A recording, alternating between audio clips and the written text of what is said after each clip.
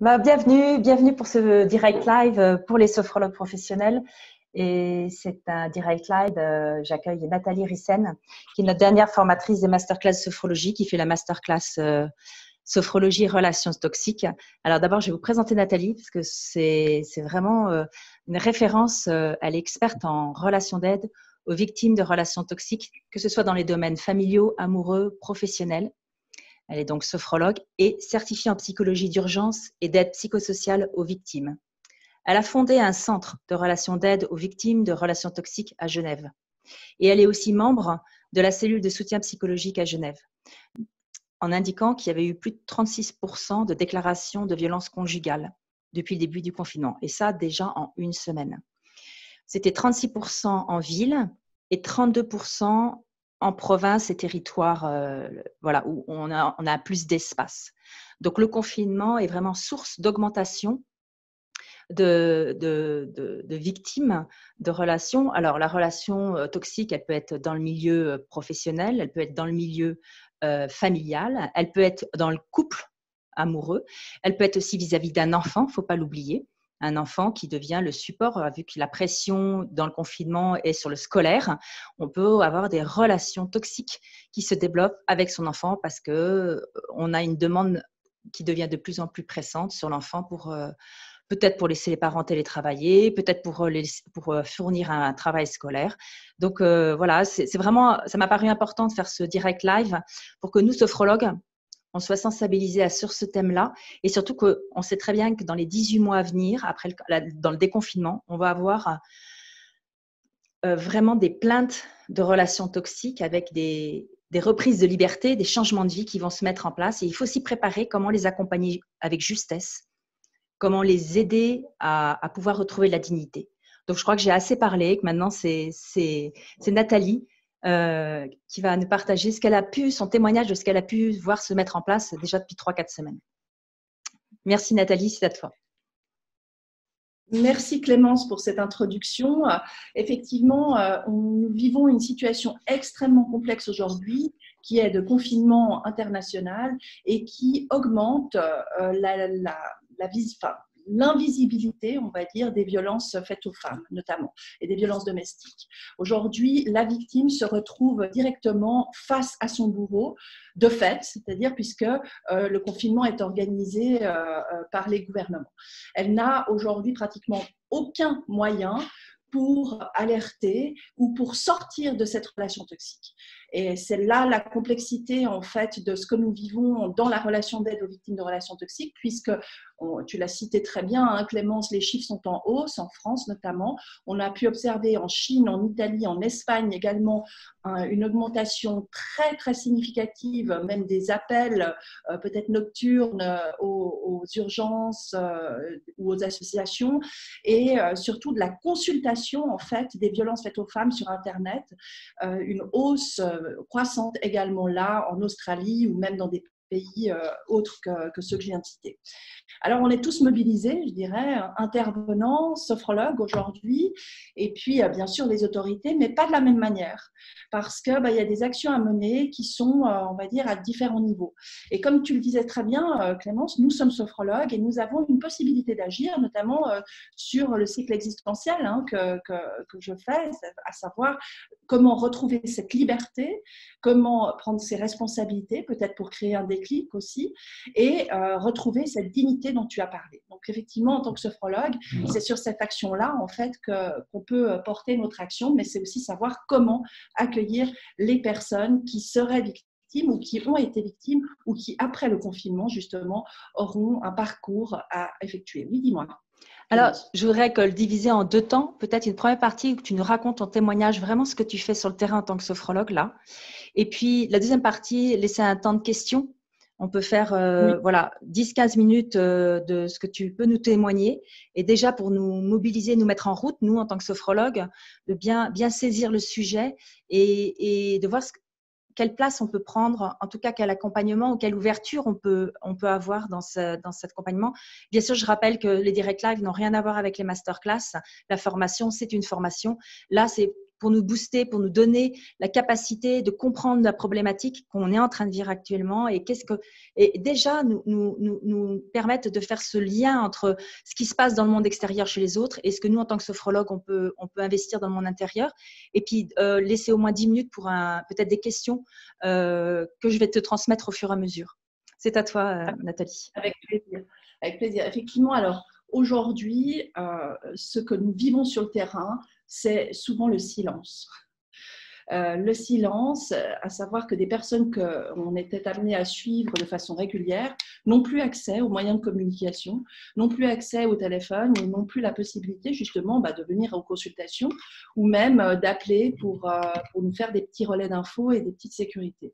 Donc c'est principalement le silence. Et le silence, on va dire, très très inquiétant, presque troublant aussi parfois, parce qu'on sait que les personnes sont actuellement en danger de vie ou de mort à l'intérieur de leur maison, puisqu'elles sont face à face avec leur bourreau. Alors, on a bien sûr des personnes qui peuvent toujours appeler, alors elles appellent de manière plutôt nocturne, elles appellent de manière cachées, hein. Elles peuvent se rendre parfois en commission, ou certaines me disent je suis cachée dans la voiture, j'ai prétexté d'aller chercher quelque chose à la cave et je me trouve cachée dans la voiture et je suis en train d'appeler pour vous dire que voilà, je suis en vie, hein, déjà, et puis qu'est-ce que je peux faire, qu'est-ce que je peux mettre en place justement pour pouvoir avancer. Alors, la situation est inédite, la situation sanitaire est complexe et les intervenants sont concentrés, c'est-à-dire les intervenants qui ne sont pas forcément spécialisés dans les relations toxiques ou justement la violence domestique ou conjugale, sont concentrés sur l'urgence sanitaire qui est réelle. Du fait, eh bien, les victimes, quand elles appellent, ne sont pas forcément non plus orientées ou aiguillées de la bonne manière. Et c'est une double inquiétude, puisque au niveau des autorités, justement, hier, je crois que l'ONU a signifié, là j'ai l'article de l'ONU qui a signifié qu'il lançait un appel mondial à protéger les femmes de l'explosion de violences conjugales et familiale, parce que l'observation est internationale et est mondiale. En Turquie, on observe justement des jeunes femmes mises à la porte parce que peut-être elles ont on va dire peut-être le Covid qu'elles auraient développé. Donc, pouf, on les met à la porte. Ça, c'est à la limite, on dirait, assez léger. Mais quand vous vous retrouvez 24 heures sur 24 avec une personne toxique, qui vous dévalorise, qui vous humilie, qui peut même passer à des actes, outre la violence psychologique qui est extrêmement forte, mais à des actes physiques, et que vous n'avez aucun moyen d'appeler au secours, et que vous savez surtout que vous ne pouvez même pas sortir de votre domicile, bien la situation devient extrêmement complexe. Donc voilà ce qu'on vit aujourd'hui sur le terrain, c'est cette inquiétude qui grandit, plein d'initiatives aussi, parce que de fait, puisqu'on est tous en train de parler un petit peu ensemble, des associations, des sophrologues, des intervenants, des psychologues, des psychiatres, même des journalistes, eh bien, on réfléchit à comment justement venir en aide à ces personnes qui sont actuellement dans un face-à-face morbide, à huis clos, absolument toxique et destructeur, avec des enfants, comme tu l'as mentionné justement, qui deviennent victimes de cette violence auditive et visuelle qu'ils peuvent avoir de la violence de leurs parents, puisqu'ils n'ont même plus la bouffée d'air de l'école pour justement pouvoir peut-être aussi signaler les choses. Tu voulais parler, je crois, Clémence, ou bien non, mais par contre, quand je t'entends, j'ai une réflexion qui vient, c'est victime ou complice d'ailleurs? Quelle est la différence finalement? Parce que finalement, l'enfant peut devenir complice victime, c'est-à-dire il ne peut rien dire et pourtant il n'en pense pas moins. Alors effectivement, l'enfant va souvent, par souci de sécurité et de protection, peut se ranger du côté du manipulateur par sécurité, comme j'ai dit, et puis parce que c'est plus facile pour lui de se dire qu'il va être protégé par justement une personne un peu plus forte. Il peut aussi en étant victime visuelle et auditive des violences que subit généralement, il faut bien le dire, c'est quand même les femmes qui subissent majoritairement ce genre de violence, et s'inquiéter justement de la vie ou en tout cas de l'état physique de la personne qu'ils ont comme maman. J'ai le témoignage d'une de mes clientes qui me disait « Nathalie, vous savez, quand j'étais enfant, je collais le lit contre la paroi de la chambre de mes parents pour être sûre que le lendemain, je pourrais revoir ma maman. Ça, c'est un témoignage qui date de quelques années, mais en même temps, on va se dire, c'était une situation où on n'avait pas ce confinement. Donc, imaginez avec un témoignage comme ça, quand vous n'avez pas de confinement, imaginez ce qui peut se passer avec un confinement, organisé justement par les autorités. Donc, la situation est extrêmement complexe et il ne suffit pas de créer un commando pour aller libérer des femmes qui peut-être seraient soumises à de la violence, mais bien de réfléchir à comment on peut créer un déclic chez les victimes pour que ce confinement, peut-être, puisse leur servir de tremplin vers la sortie et la liberté. Et c'est vraiment là-dessus, moi, que je table, c'est dire, OK, on peut créer des téléphones, on peut créer des lignes, on peut créer même des réflexions, mais à un moment donné, si on veut être dans l'action, il faut que le message puisse parvenir à la victime. On doit pouvoir semer cette graine chez la victime pour qu'elle germe peut-être au sein d'elle et qu'elle puisse prendre cette décision de partir ou alors de faire partir le manipulateur, de faire partir le bourreau de son environnement. Et tout ça, ça se fait pas à pas. Hein. Ce n'est pas du jour au lendemain où la personne se réveille, elle se dit, voilà, maintenant, c'est loin, je peux partir. Mais il faut vraiment travailler avec elle pour qu'elle puisse être en confiance, suffisamment entourée pour pouvoir faire le saut et avancer dans cet autre monde qu'elle craint tant, puisque cette liberté, en somme, elle la craint tant. D'où là, cette complicité que tu mentionnes tout à l'heure. Par rapport justement aux enfants, je pense qu'il faut être extrêmement alerte sur le sujet puisque, comme je le citais tout à l'heure, effectivement, ils ne vont plus à l'école, ils n'ont plus cette bulle d'oxygène qui leur permettait d'avoir ce lien aux camarades et de voir aussi que le monde organisé au sein de leur maison n'était pas forcément le même monde que celui que peuvent décrire peut-être ses petits copains. Donc, lui donner aussi ce pluriel de l'existence en disant, tiens, en fait, moi, je me rends compte que ce que je vis chez moi n'est pas tout à fait normal. Alors que peut-être le parent, justement manipulateur, va dire que c'est tout à fait normal, en fait, ce qui se passe à la maison et que c'est comme ça partout. Donc, d'avoir cette fenêtre, cette lucarne sur l'extérieur, pour l'enfant est extrêmement important parce que ça va lui permettre, un, de se construire, deux, de réaliser qu'il n'est pas dans un monde normal, comme le décrirait volontiers le manipulateur, mais que justement, il est confronté là à quelque chose d'exceptionnel et que ça peut se passer différemment ailleurs. Donc là, aujourd'hui, il se retrouve plongé dans cette violence à laquelle il va participer d'une manière active peut-être, mais aussi muette, invisible, puisque souvent, on peut observer que des enfants peuvent décompenser aussi dans des mises à mal sur leur personne, hein, en se faisant mal, en se scarifiant, peut-être aussi en ayant des tentatives de suicide sur eux-mêmes, parce qu'ils n'en peuvent plus. Car là, à nouveau, imaginez vivre 24 heures sur 24 confinés avec des parents violents, et des parents violents entre eux, c'est pas forcément facile et que ça peut organiser certaines détresses chez certains enfants. À nouveau, là, quand je vous parle, j'ai à l'esprit un client qui m'avait amené son fils et qui m'avait dit, Nathalie, il faut absolument que tu le suives parce que là, maintenant, il a fait 2 tentatives de suicide et il a récemment sorti un couteau. Il voulait tuer sa mère et tuer sa sœur parce que là, dans ce cas-là, c'était la mère qui était principalement toxique et qui le poussait à bout dans ses réflexions de dénigrement par rapport justement au père absent.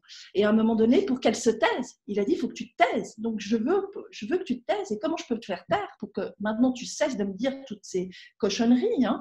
Il a pris un couteau et heureusement, il l'a retourné sur son matelas pour tagliader vraiment son lit et puis heureusement ne pas passer à l'acte sur quelqu'un. Mais voyez, cette détresse qu'on peut déjà constater dans des cas qu'on suit hors confinement et qui, avec le confinement, va forcément accentuer dans les statistiques malheureuses que l'on peut constater.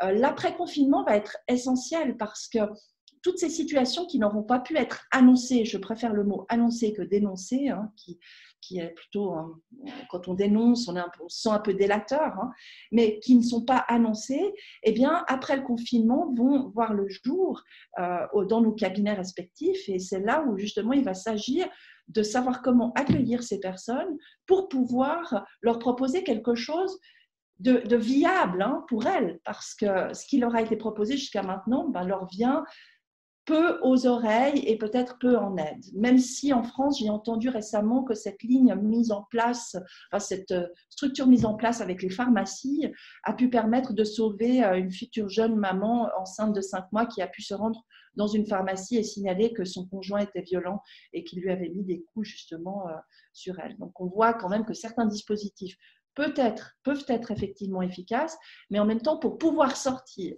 pour pouvoir se rendre à la pharmacie. En plus, avec le battage médiatique qu'il y a derrière, imaginez si vous étiez peut-être dans la peau pour un instant d'un manipulateur, entendre que les pharmacies seraient un refuge pour les personnes victimes de violences, peut-être justement vous ferait éviter le fait que la personne que vous violentez ne se rende dans des officines pour justement peut-être avoir une chance de s'en sortir. Cette omerta est effectivement on la retrouve en fait dans toutes les violences, ce qu'on ose dire. D'ailleurs, le manipulateur en use et en abuse. Chaque fois, de toute manière, on ne te croira jamais. De toute manière, si tu oses dire quelque chose, fais attention. Tu ne sais pas ce qui t'attend, etc. Toutes ces menaces qui sont sous main justement de peut-être l'annonce que pourrait faire la victime. Mais en même temps, ça me permet de rebondir sur une chose. Il y a aussi les voisins dans tout ça. Il y a aussi les voisins qui pourraient à un moment donné être acteurs en les rassurant sur l'acte à poser si tout d'un coup ils venaient à être auditeurs ou témoins de victimes de violences. On est aujourd'hui confinés 24 heures sur 24 dans des appartements, des maisons, etc. Il y a les bruits qui sont nettement plus vivants que quand on part le matin pour le travail et on revient le soir.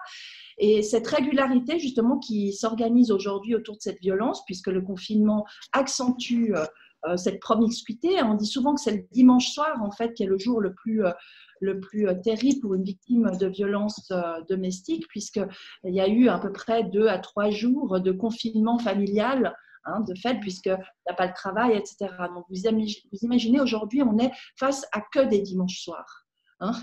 Il n'y a que des dimanches soirs qui se succèdent.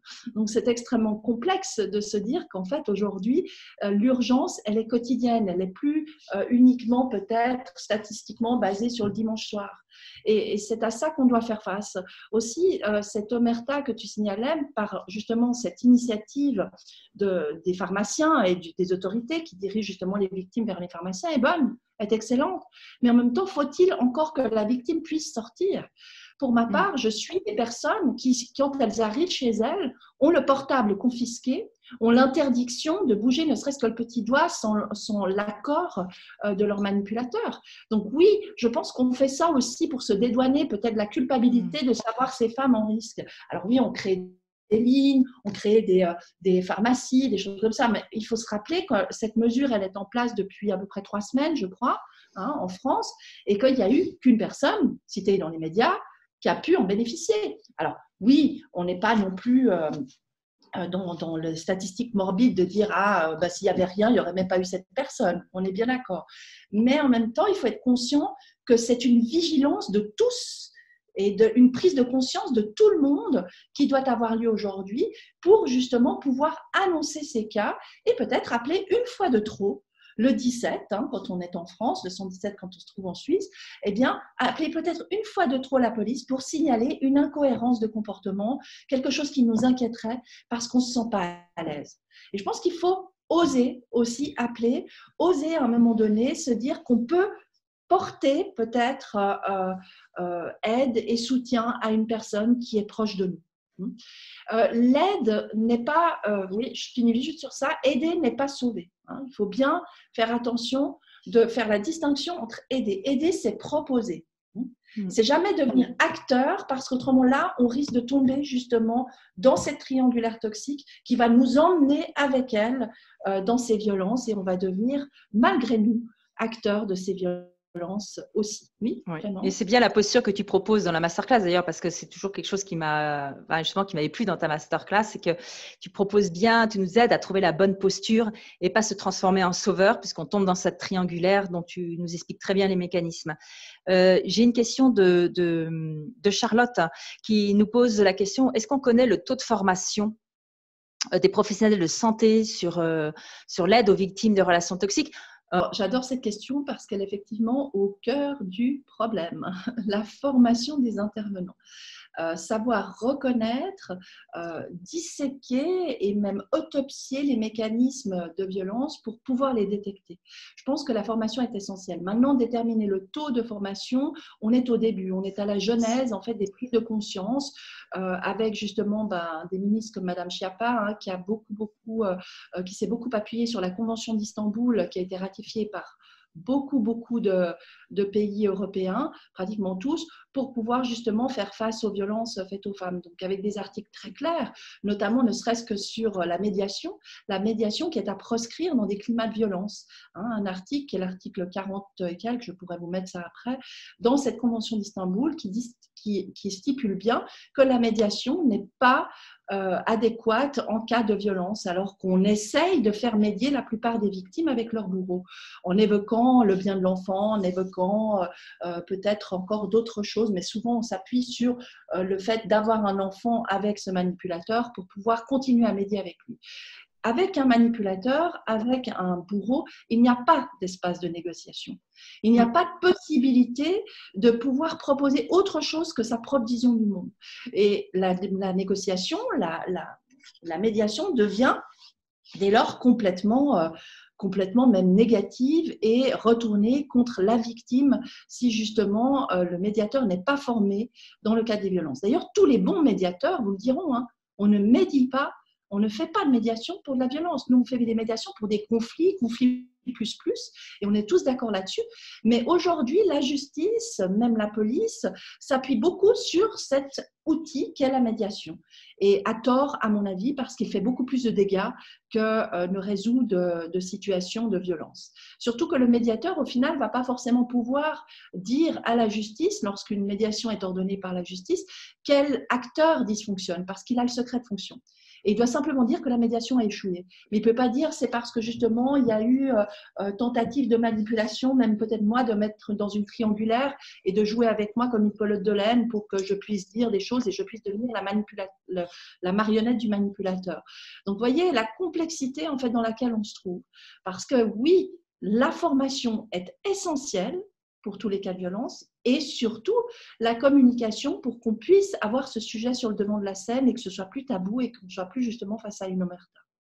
Donc, taux de formation des intervenants, je ne pourrais pas le dire comme ça, mais en même temps, il est important de changer les mentalités pour que les formations puissent s'organiser autour justement des intervenants et qu'ils se trouvent aussi moins démunis. Parce qu'imaginez un policier qui 3-4 fois ou 5 fois par mois serait appelé par des voisins s'inquiétant d'une personne dont ils entendent les cris chaque soir et qu'il arrive et chaque fois quand il frappe à la porte, elle dit « Non, non, c'est rien, vous savez, non, non, je vais m'arranger, il est un peu fâché, etc. » Mais c'est de ma faute. Parce que les victimes souvent sont les plus grandes défenderesses de l'auteur des violences. Vous voyez la complexité pour un intervenant de pouvoir mettre les bons mots à ce moment-là, à cet instant précis, pour que la victime prenne conscience qu'en fait, elle n'est pas dans une situation normale et que peut-être il y a une porte de sortie qui s'offre à elle. Et là, il va s'agir d'accueillir justement un langage, une façon de communiquer différente. Oui, Clémence, tu disais ? Une question. Est-ce que le fait d'être dans le confinement, les relations toxiques au travail sont plutôt distendues ou au contraire, elles ont encore plus d'emprise malgré le virtuel, malgré la distance? Comment ça se passe, les victimes de relations toxiques ou cette emprise qu'on peut voir au travail avec sa hiérarchie? Voilà. Alors, les victimes de relations toxiques au travail, moi, je dirais que les tensions augmentent puisque les exigences vont être aussi manier différemment. Les exigences restent les mêmes, mais en même temps, l'outil n'est plus le même pour remplir ces exigences. Donc, très facile pour le manipulateur toxique au travail de mettre la pression, voire les bouchées doubles, sur l'employé qui, lui, va se surinvestir dans sa tâche, voire même s'épuiser, puisque le confinement organise un télétravail pour pratiquement une majorité de la population. Télétravail veut dire confinement avec des enfants, avec des rythmes de vie différents, avec peut-être un conjoint aussi qui, lui, ne travaille ou ne travaille pas, et augmenter, on va dire, le débordement de cette violence professionnelle, cette violence vécue au travail sur la situation familiale. Et oui, la violence augmente aussi au sein du travail. par justement toutes ces pressions, pressions économiques notamment. Hein. Si tu veux pas perdre ton travail, tu as intérêt à quand même nous rendre ce travail fait. C'est pas parce qu'il y a confinement que tu as le droit de, etc. Hein. Donc, on va avoir plein de répliques comme ça. J'ai d'ailleurs plein de personnes que je suis aussi qui m'en alertent quotidiennement.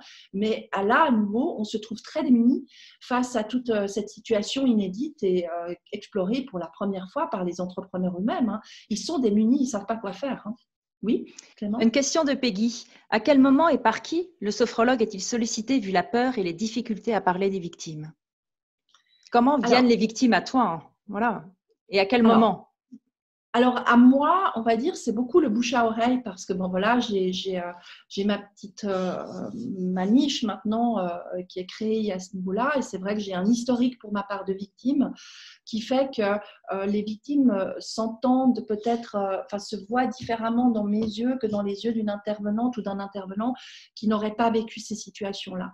Donc, il y a un langage et vous voyez, il y a des réflexes comme ce qu'on propose pour les pharmacies ou des numéros verts qui, moi, en tant que victime, me font dire mais attends, tu peux pas proposer un numéro de téléphone à une personne qui a plus de téléphone, quoi. Donc voilà, donc c'est ces réflexes là peut-être que j'ai pour ma part et qui va faire en sorte que les personnes qui sont victimes se retrouveront peut-être dans mon cabinet.